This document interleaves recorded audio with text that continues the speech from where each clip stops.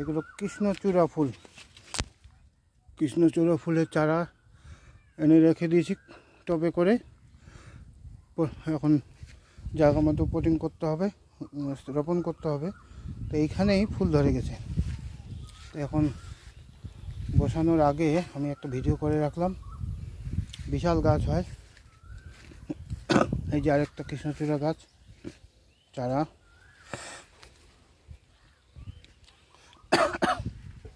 এই যে কৃষ্ণচূড়ার চারা সুন্দর হয়েছে। এখনো কৌটাতে আছে, মাটিতে বসাবো। ফুল হয়ে গেছে, প্রতিদিন ফুল নেই, দেখলাম অনেক দিন বাঁচে। খুব সুন্দর লাল ফুল হবে, ফুলে ফলে বাগানটা সুন্দর হবে।